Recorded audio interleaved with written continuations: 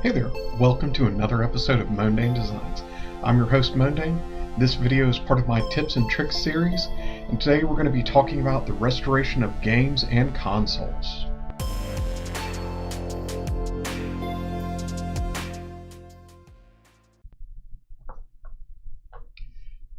Like I said, we're going to be talking about the restoration of games and consoles. Basically, the restoration is just, taking something that's a little beat up and just trying to at least lessen some of the damage or pretty it up a little bit. Having a large collection, this is actually something that I do quite often, although I do, have dust covers and things like that for my consoles to, keep them nice and keep the UV rays off of them, and, don't want my Super Nintendo to turn yellow. So the best way is just to not have UV light hit it in the first place. But that's all preventative stuff. Right now, we're just going to talk about how to restore things. Now, there's a YouTube video that I'm going to provide a link for, and the guy's name or his YouTube tag is Know Your Video Games, and he does a really good job of taking just a regular jewel case and converting it for use with TurboGrafx 16 games. TurboGrafx 16 games come in what looks like a jewel case, but the back part of it is a little specialized for the hue card. Now, you can go online and you can find those, but they're usually a little too expensive for my taste. I can't justify paying that price. So this guy came along and showed how to take a regular jewel case and make it look like a TurboGrafx 16 case. And I've done this with several of my games that I purchased loose. I've even gone so far as to reprint manuals, although I'm not trying to create fakes, but I would just like to have something that was a little bit truer to the original game, other than just a loose hue card that's sitting in a pile somewhere. So he does a really good job, although I think there's a couple of things that he's messed up on. He suggests taking needle nose pliers if you don't have the correct drill that he suggests, and snapping off the retention clips for the CD to make it flat on the inside, and then it makes it jagged. I really don't like that. It's easier to use some sort of clippers, either toenail clippers or side clippers or side cutters, and then sand the area down a little bit, and then use some sort of double-sided tape, or just anything except for grabbing and snapping it off, because that's almost guaranteed to make it ugly. Yeah. Other than that, I mean, he does a great job. I highly suggest watching his video. Like I said, I've used his techniques already. They are present in my current collection. And it's a great thing to do. It's nice to be able to feel like you've contributed something to your own collection with your own hands. One of the big things that I'm a huge proponent for is certain chemicals. Denatured alcohol is my favorite contact cleaning chemical. Now, when I say contact, I mean the copper contacts, inside of a Super Nintendo cartridge or Sega Genesis cartridge or anything like that. Denatured alcohol is my absolute favorite, although it is still dangerous for labels and can actually, harm things.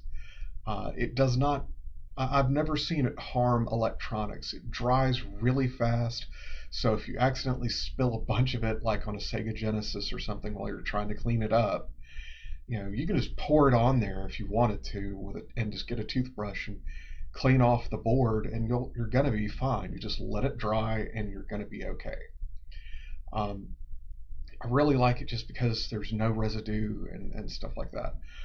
Now, my next thing is headlight wax.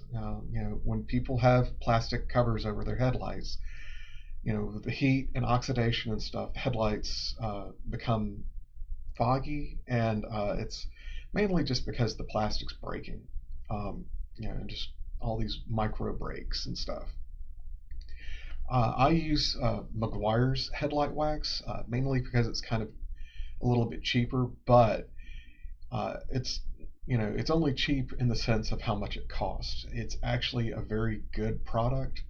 It's a good wax, and it has just enough agitations or adjutants in it so that you can actually polish a CD and get some of the scratches out of some of your discs. I'm not sponsored by them, although I wouldn't mind it. I definitely would not mind that one bit. But it is a good product. You can find it pretty much anywhere, including Walmart. Same thing with the denatured alcohol. Denatured alcohol, you have to just know where to look for it. It is actually in the paint aisle. It is originally intended as a paint thinner, but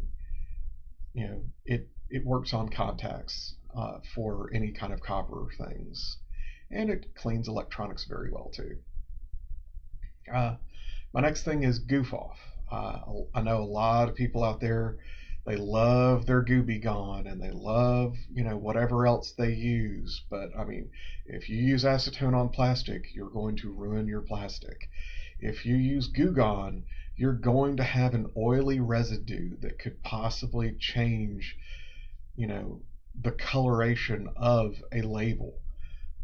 Goof Off, I'm not going to say that it's it's not going to harm your label. That's not true. Goof Off will harm your label. On Super Nintendo games, it will lift the pigment off the label.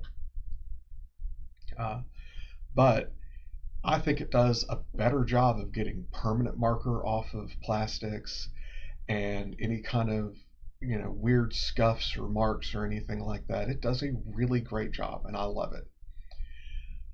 One of my big no-nos is Magic Eraser. Do not use these. It is a subtractive process. And when I say that, it basically means that you're essentially taking a very, very fine, spongy version of sandpaper, and you are sanding the game. You're going to change the texture of the plastic. The collectors will know. They will consider it damaged. Please, just don't do it. Magic Eraser is sanding.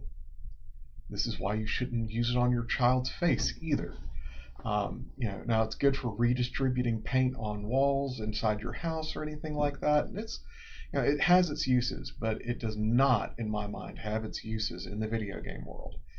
It sands things. Now, if you need to sand something to get like a game console that has a major gouge in it and stuff, and you've done some plastic welding or anything else like that,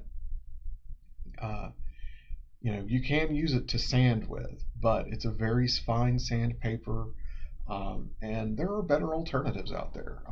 Just using automotive sandpaper if you need to use sandpaper.